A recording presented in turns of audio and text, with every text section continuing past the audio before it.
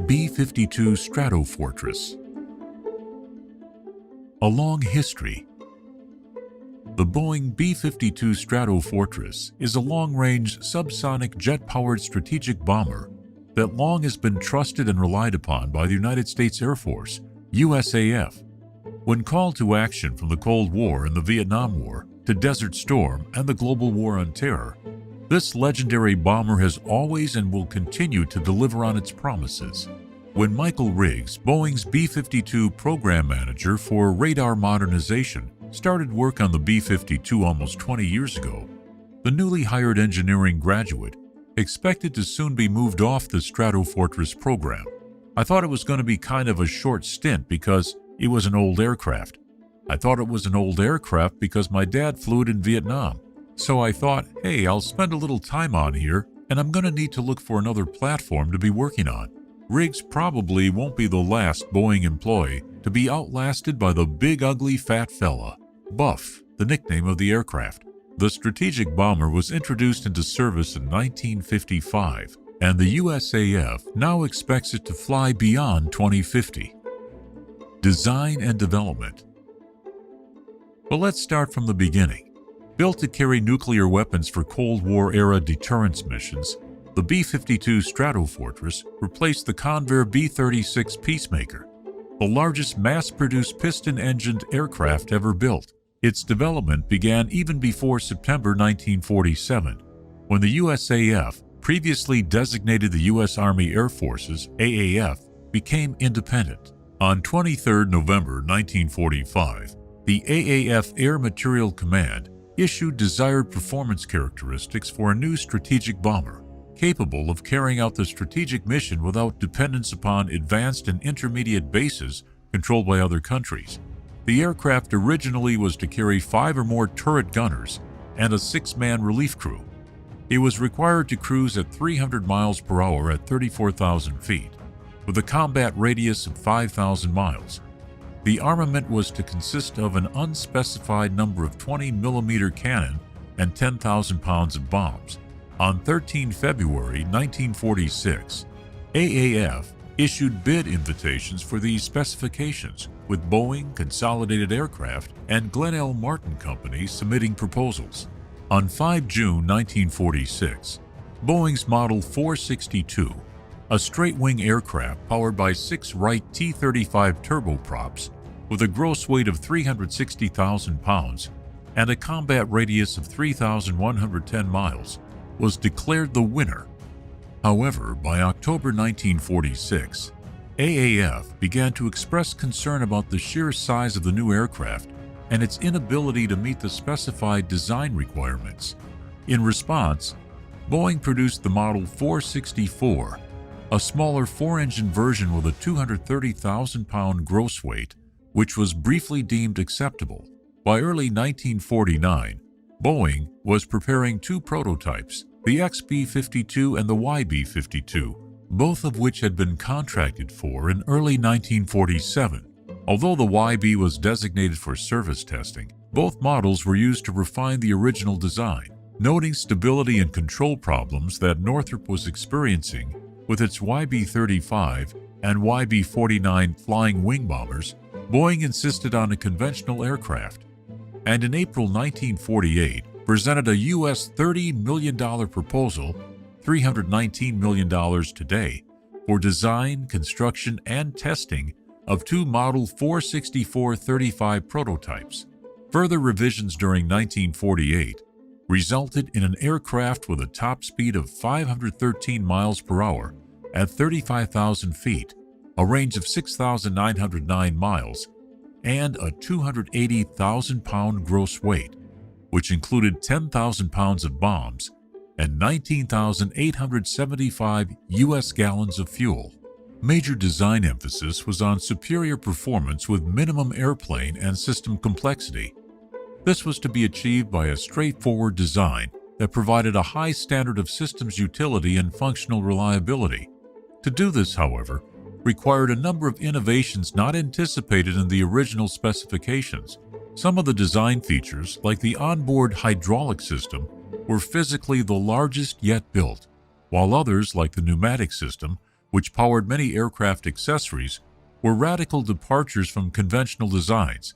Nonetheless, the first flight test in 1952 proved successful, with performance exceeding original specifications. Despite initial optimism, it was apparent that additional development would be required. Of the original batch of 13 aircraft, which would normally have carried a test prefix, but were so costly and vital that they were regarded as likely to go straight into the active inventory, the first 3 were completed as B52As and the rest as B52Bs. The A's, which never entered the active inventory, were used for additional development work. The B52B was followed by progressively improved bomber and reconnaissance variants, culminating in the B52G and turbofan B52H. To allow rapid delivery, production lines were set up at both Boeing's main Seattle factory and its Wichita facility. More than 5,000 companies were involved in the huge production effort, with 41% of the airframe being built by subcontractors. The prototypes in all B-52A, B, and C models, 90 aircraft, were built at Seattle. Nuclear deterrent. When the B-52 entered into service, the USAF Strategic Air Command intended to use it to deter and counteract the vast and modernizing Soviet Union's military. As the Soviet Union increased its nuclear capabilities, destroying or countering the forces that would deliver nuclear strikes, bombers, missiles, etc., became of great strategic importance. Throughout the Cold War, B-52s and other U.S. strategic bombers performed airborne alert patrols under code names such as Head Start, Chrome Dome, Hard Head, Round Robin, and Giant Lance. Bombers loitered at high altitude near the borders of the Soviet Union to provide rapid first strike or retaliation capability in case of nuclear war. These airborne patrols formed one component of the U.S. nuclear deterrent, which would act to prevent the breakout of a large-scale war between the U.S. and the Soviet Union under the concept of mutually assured destruction, MAD. It was also a key part of the air component of the nuclear triad, a three-sided military force structure consisting of land-launched nuclear missiles, nuclear missile-armed submarines, and strategic aircraft with nuclear bombs and missiles. The triad was a central element of the U.S. military strategy and to a lesser degree that of the Soviet Union during the Cold War, with its concomitant arms race. The theory underlying the triad was that spreading the assets comprising the country's extensive nuclear arsenal across various weapons platforms would make the force more likely to survive an attack by the Soviet Union and to be able to respond to a first strike successfully. In November 1959, to improve the aircraft's combat capabilities in the changing strategic environment, the USAF initiated the Big Four Modification Program, also known as Modification 1000, for all operational B-52s except early B models. The program was completed by 1963. The 4 modifications were the ability to launch AGM-28 Hound Dog standoff nuclear missiles and ADM-20 Quail decoys, an advanced electronic countermeasures suite, and upgrades to perform all-weather low-altitude below 500 feet interdiction missions in the face of advanced Soviet missile-based air defenses.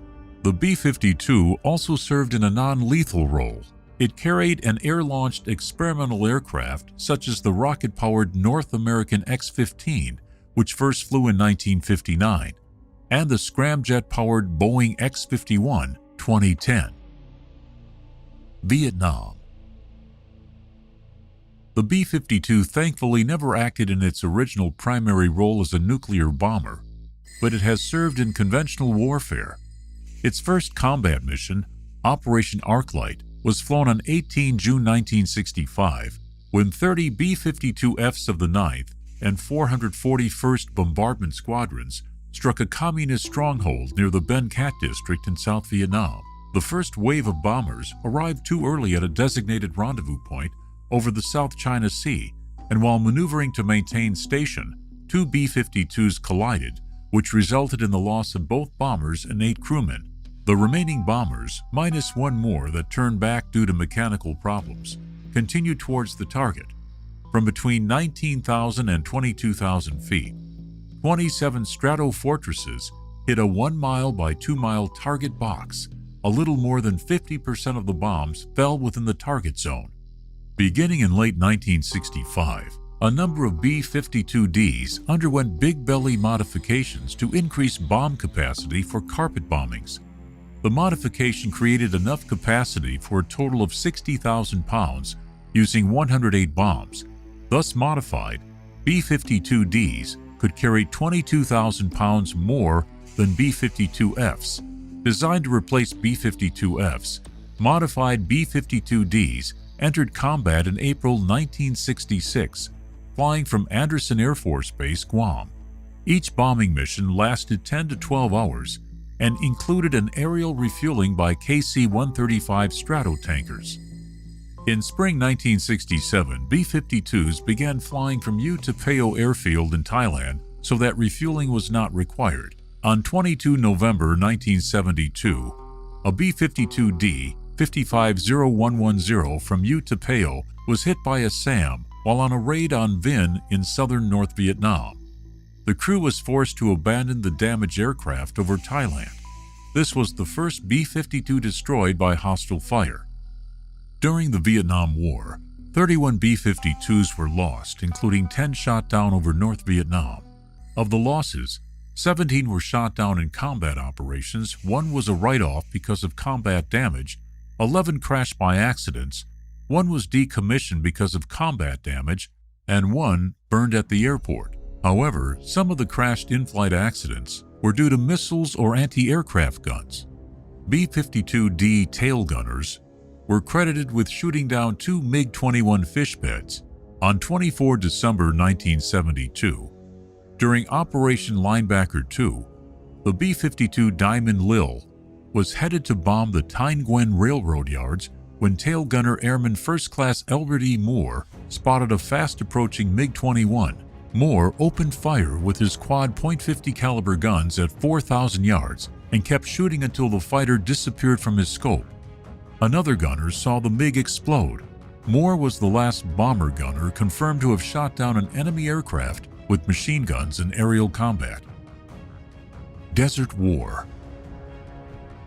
After Vietnam, the experience of operations in a hostile air defense environment was taken into account. Accordingly, B-52s were modernized with new weapons, equipment, and both offensive and defensive avionics. This and the use of low-level tactics marked a major shift in the B-52's utility. The aircraft's flexibility was evident during the Gulf War and Operation Desert Storm, when B-52s struck wide-area troop concentrations, fixed installations, and bunkers, and decimated the morale of the Iraqi Republican Guard. On the 2nd and 3rd of September 1996, 2 B-52Hs struck Baghdad power stations and communications facilities with 13 AGM-86C conventional air-launched cruise missiles, or Calciums, as part of Operation Desert Strike. This mission, the longest distance flown for a combat mission, involved a 34-hour, 16,000 statute-mile round trip from Barksdale Air Force Base, Louisiana. The B-52 clearly lacks the capability of stealth aircraft such as the B-2 and Lockheed F-17 to penetrate heavily defended airspace. But once air superiority has been achieved, the bomber has proved to be a workhorse. B-52s delivered 40% of all weapons dropped by coalition forces in Desert Storm. Later, the bombers attacked targets in Serbia during Operation Allied Force in 1999, in Afghanistan during Operation Enduring Freedom in 2001, and again in Iraq during Operation Iraqi Freedom in 2003. Modernization. In order to operate for 30 more years, the USAF and Boeing have incrementally been upgrading the B-52H with new hardware. Most recently, in July 2019, Boeing announced Raytheon as its selection to design, develop, and produce new active electronically scanned array AESA radars for the bomber, based on its APG-79 APG-82 system. Boeing says that the new AESA radar should improve the B-52H's navigation reliability, weather detection, and ground mapping, as well as target detection ranges and the number of targets that can be attacked simultaneously. Next on the to-do list is replacement of the B-52H's 8 Pratt & Whitney TF-33P3 turbofans. The USAF aims to reduce aircraft downtime and maintenance costs, while gaining more electrical power from the new engines. The strategic bombers also received conventional rotary launchers in 2016, which enabled the aircraft to drop 8 Joint Direct Attack munitions or several Joint Air-to-Surface Standoff missiles from its belly. However, that system was limited to supplying power to only 4 munitions at a time, which slowed the rate at which bombardiers could drop weapons, possibly forcing the aircraft to make multiple passes over a target. Recently, in February 2019, Boeing started testing an upgraded rotary launcher that is designed to power up more munitions at a time, giving bombardiers the ability to quickly select from a greater variety of smart weapons at short notice. Compared with the cost of operating and sustaining other heavy bombers, the B-52 is not particularly expensive. As reported by Lauren Thompson in Forbes, June 2, 2020, citing David Axe, the B-52 is economical. It costs around $70,000 to fly a B-52 for 1 hour. That's roughly the same as what a B-1 costs for an hour of flight, and half what a B-2 costs. The B-52 is certain to remain in the heavy bomber fleet, even as other newer bombers head for the boneyard. After all these years, the Air Force still can't do without it. If you like these types of videos, subscribe to our channel and get notification when we release new episodes. For more interesting military history content, check out our video library.